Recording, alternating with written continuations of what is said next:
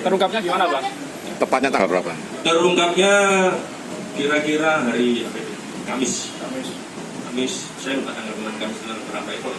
Terungkapnya adalah kita menemukan beberapa saksi baru yang bisa mengenali dari ciri-ciri pelaku yang kita tampakkan di di CCTV dan bisa mengenali, dan kita sesuaikan dengan saksi-saksi yang lain, termasuk saksi yang di sekitaran TKP yang minum minuman keras bersama. Kemudian juga yang bersangkutan mengenali dan menyampaikan bahwasanya memang pada jam tersebut pelaku ini atau tersangka ini pamit untuk membeli rokok, namun tidak jelas keberadaannya di mana. Kemudian juga dari timeline yang kita temukan memang ada persesuaian antara keterangan para saksi, alat bukti dan juga petunjuk, sehingga tersangka mengakui perbuatannya.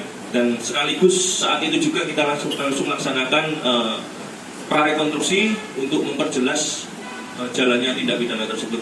Jadi dari hasil persesuaian antara petunjuk, ada CCTV, kemudian keterangan para saksi dan juga alat bukti yang dikumpulkan oleh penyidik, maka kami berhasil mengamankan satu orang tersangka pelaku tunggal untuk pembunuhan ataupun pencurian dengan kekerasan dengan inisial HA alias Zombie.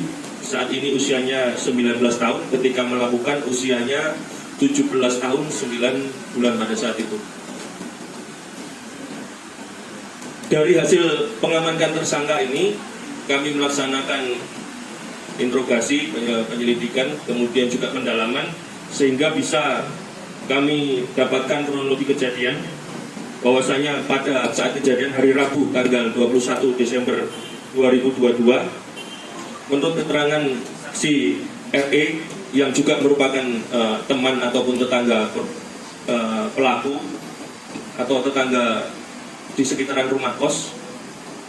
Jadi saksi pelaku HA ini kira-kira pukul 12.00 datang ke rumah RE alias EC dalam keadaan mabuk dengan membawa minuman keras. Kemudian pada pukul 1.00 HA ini pamit untuk membeli rokok kepada EC. Kemudian alih-alih membeli rokok, HA ini berjalan menuju TKP atau ke rumah kos yang jaraknya memang dekat, karena juga tersangka ini adalah merupakan cucu dari pemilik kos-kosan, jadi sudah hafal dengan kondisi dan situasi dari TKP kejadian. Kemudian naik ke dapur lantai 2, mengambil pisau yang ada di dapur lantai 2, kemudian turun ke lantai 1, awalnya membuka kamar nomor 6 untuk mencari barang berharga, namun pada saat itu kondisi kamar dalam keadaan terkunci, sehingga korban atau pelaku ini bergeser ke kamar nomor 4. Saat itu tidak terkunci, dengan leluasa bisa masuk, kemudian melihat korban saat itu dalam posisi tertidur dengan memeluk bantal. Mendengar ada pelaku masuk, korban terbangun, akhirnya pelaku membekap korban dengan bantal tersebut, kemudian ditusuklah dada kanan dari korban, kemudian dilanjutkan dada kiri hingga tempat tidur itu, karena tidak kuat menahan beban dari kedua orang yang sedang ada pergumulan ini, akhirnya sampai jebol.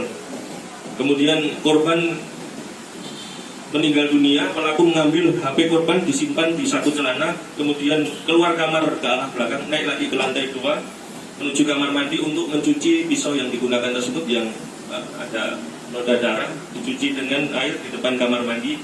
Kemudian pisau tersebut digeletakkan kembali di dapur.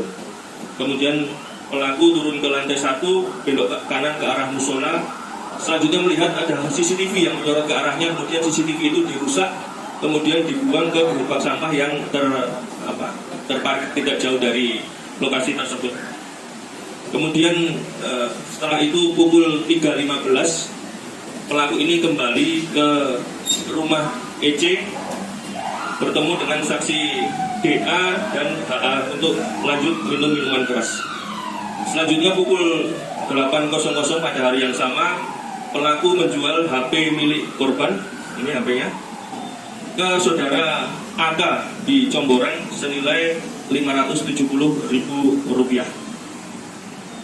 Kemudian pasal yang disangkakan adalah pasal 340 subsidiar 338 atau pasal 365 ayat 3 atau pasal 76C junto pasal 80 ayat 3 Undang-Undang 35 2014 dengan ancaman hukuman 20 tahun penjara.